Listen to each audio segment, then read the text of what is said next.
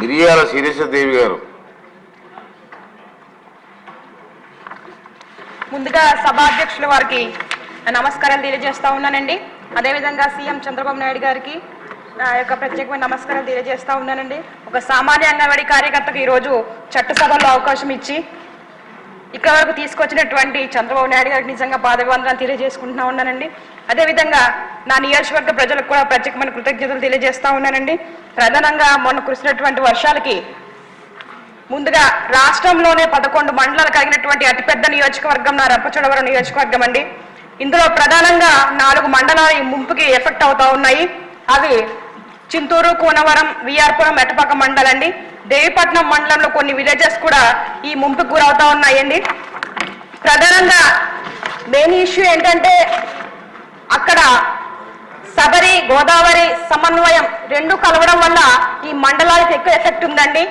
దీని ద్వారా ఏమైందంటే 130 పైగా హ్యాబిటేషన్స్ ఎఫెక్ట్ అయినాయండి. 34,000 మంది ఫ్యామిలీస్ ప్రజెంట్ ఈ 4 మండలాల్లో ఎఫెక్ట్ అవ్వడం జరిగింది. తద్వారా వీళ్ళు ఏమవుతుందంటే పర్మనెంట్ రీహాబిటేషన్ సెంటర్స్ లేకపోవడం వల్ల ఈ 4 మండలాల ప్రజలు కూడా కొండల్లోనూ, గుట్టల్లోనూ, రోడ్ల పక్కన కూడా టెంట్లు వేసుకొని ఉన్నటువంటి పరిస్థితులండి. చాలా మంది కూడా ఎక్కడ ఉన్నారు అని గుర్తించలేనటువంటి పరిస్థితులు కూడా ఈ 4 మండలాల్లో ఉన్నాయండి. కాబట్టి నేను ఒకటే కోరుకుంటా ఉన్నాను, ప్రతి సంవత్సరం వరదలు వస్తాయి.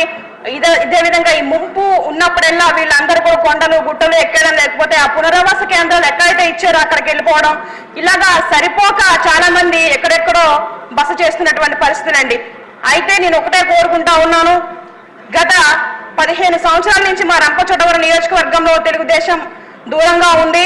10 సంవత్సరాల వైఎస్ఆర్సీపీ పార్టీ అక్కడ అధికారంలో ఉన్నప్పటికీ ఆ యొక్క మా రంపచోడవరం నియోజకవర్గ ప్రజల్ని ఎవరు కూడా పట్టించుకునేటువంటి పరిస్థితి అక్కడ చోటు చేసుకున్నాయండి. నేను ఒకటే కోరుకుంటా ఉన్నాను, ప్రజలకు హామీ ఇచ్చి ఒక నమ్మకాన్ని ఇచ్చి ఈ రోజు అసెంబ్లీలో అడుగుపెట్టడం జరిగిందండి. కాబట్టి ప్రజలు ఏ సమస్యలతో అయితే ఇబ్బంది పడతా ఉన్నారో వీళ్ళకి ప్రధానంగా R&R కాలనీస్ వాళ్ళు ఎక్కడైతే కోరుకుంటా ఉన్నారో అక్కడ మౌలిక సదుపాయాలతో కట్టించి వారికి అసురక్షితమైన ప్రాంతాల్లోకి తీసుకువెళ్లాలని, అదేవిధంగా వాళ్ళు R&R ప్యాకేజ్ కూడా వాళ్ళకి వర్తింప చేయాలని, అదేవిధంగా ఎలిజిబుల్ ఎవరైతే ఉన్నారో 18 సంవత్సరాల నుండి ప్రస్తుతానికి ఎలిజిబుల్ అయిన వారికి కూడా ఈ R&R ప్యాకేజ్ వర్తింప చేయాలని వాళ్ళ యొక్క ప్రధానమైన డిమాండ్ అండి. ఇవన్నీ కూడా వాళ్ళకి ఇస్తేనే వాళ్ళు ఎక్కడైతే ఈ R&R కాలనీస్ ఉన్నాయో అక్కడికి మేము వెళ్తామని వాళ్ళు చెప్పడం జరుగుతూ ఉంది. కాబట్టి నేను తమరి ద్వారా అధిష్టానానికి ఒకటే కోరుకుంటా ఉన్నాను, కేంద్రం ద్వారా మాట్లాడి ఎవరైతే అర్హులు ఉన్నారో వారందరికీ ఈ ప్యాకేజీలన్నీ ఇప్పించినట్లయితే వాళ్ళు సురక్షితమైన ప్రాంతానికి వాళ్ళు వెళ్ళి వాళ్ళు మంచిగా ఉండడానికి కూడా అవకాశం ఉంటుందండి. దయచేసి అధ్యక్షులు వారు, అదేవిధంగా అధిష్టానం వారు కూడా నా పోలవరం ప్రజలు ఎలా ఫీల్ అవుతా ఉన్నారంటే ఈ 4 మండలాల ప్రజలు ఈ పోలవరం మాకు వరమా శాపమా అనే విధంగా ఫీల్ అవుతా ఉన్నారు. కాబట్టి ఈ ప్రతి సంవత్సరం ఉన్నటువంటి నరకం నుంచి నా ప్రజలను బయటపడించాలని, వాళ్ళకి ఏవైతే రావాల్సినాయో అవన్నీ కూడా ఇప్పించాలని మనస్ఫూర్తిగా కోరుకుంటా ఉన్నాను అధ్యక్ష. అంతేకాదు ప్రధానంగా ఈ వర్షాలు పడతా ఉంటే రోడ్డు పక్కన కొండల్లో ఉన్న వాళ్ళకి కనీసం మస్కిటో నెట్స్ కూడా అందించలేనటువంటి పరిస్థితి ఈ రోజు ఐటీడీలో మేము కనుక్కోవడం జరిగిందండి. ఎప్పుడో 2018లో మన ప్రభుత్వం ఉన్నప్పుడు ఆ దోమతెరలు ఇవ్వడం జరిగింది. అప్పటి నుంచి వాళ్ళకి ఇవి లేవు. ఇప్పుడు ఈ దోమలు కాటివేయడం వల్ల ఏజెన్సీ ప్రాంతంలో డెంగ్యూ, మలేరియా, టైఫాయిడ్ జ్వరాలు ఇలా రకరకాలైనటువంటి విష జ్వరాలు బారిన పడతా ఉన్నారు నా ప్రజలు. కాబట్టి ఒకటి కోరుకుంటా ఉన్నాను, వారికి ఈ మస్కిటో నెట్స్ కూడా త్వరగా అందించాలని కోరుకుంటా ఉన్నాను. కలెక్టర్ గారు దినేష్ కుమార్ గారండి, మా పాడేరు కలెక్టర్ గారు అల్లూరి సీతారామరాజు డిస్టిక్ కి, ఆయన యొక్క ఆదేశాల మేరకు ఐటీడీఏ పిఓ గారి ఆధ్వర్యంలో వారికి కొన్ని నిత్యావసర సరుకులు పంపిణీ చేశాం. కానీ అవి అందరికి కూడా అందుబాటులో లేవు అధ్యక్ష.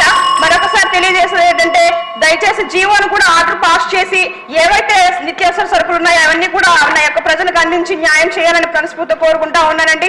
ఇంకా ఇలా చెప్పుకుంటూ పోతే ఏజెన్సీ ప్రాంతంలో చాలా సమస్యలు అయితే గుట్టలుగా ఉన్నాయి అధ్యక్ష. మరొకసారి మీరు అవకాశం ఇస్తే అవన్నీ కూడా మీ యొక్క దృష్టిలో పెడతాను అధ్యక్ష. మాకు రోడ్లు లేవు, స్కూల్ బిల్డింగ్లు లేవు, అంగన్వాడీలు లేవు, హాస్పిటల్లో మౌలిక సదుపాయాలు లేవు, డాక్టర్స్ లేరు, ఇలా చాలా రకాల సమస్యలతో మా 11 మండలాల ప్రజలు అనేవాళ్ళు ఇబ్బంది పడతా ఉన్నారు. కాబట్టి అధ్యక్ష ఇప్పటికి 4 రోజులు బట్టి నేను పేరు ఇవ్వడం జరిగింది. కానీ నాకు ఈ రోజు చివరిగా లాస్ట్ సమయంలో అవకాశం వచ్చింది. కాబట్టి ఈ చిన్న సమయాన్ని సద్వినియోగం చేసుకోవాలని మనస్ఫూర్తిగా కోరుకుంటా ఉన్నాను అధ్యక్ష. అంతేకాదు ప్రధానంగా జీవో నెంబర్ 3 ప్రధానమైన సమస్యగా మా ఏజెన్సీ ప్రాంతంలో ఉంది అధ్యక్ష. ఎందుకంటే మన మెగా డిఎస్సీలో ఈ జీవో నెంబర్ 3ని కూడా మినహాయిస్తారా లేదా అన్న దానిపైన కూడా మాకు క్లారిటీ ఇవ్వాలని మరొకసారి అధ్యక్షుల వారికి తెలియజేస్తా ఉన్నాను అధ్యక్ష. అంతేకాదు కాంట్రాక్ట్ బేసిక్ ఉద్యోగులు కూడా ఉన్నారు, వాళ్ళని కూడా ఈ డిఎస్సీలో మీరు మినహా ఇస్తారా ఇవ్వరా అన్న దానిపైన కూడా మీరు క్లారిటీ ఇవ్వాలని అధ్యక్షుల వారిని మరొకసారి నేను కోరుకుంటా. ఈ యొక్క అవకాశం ఇచ్చినటువంటి అధ్యక్షుల వారికి పెట్టాను సత్యాన్ని గారు. కృతజ్ఞతలు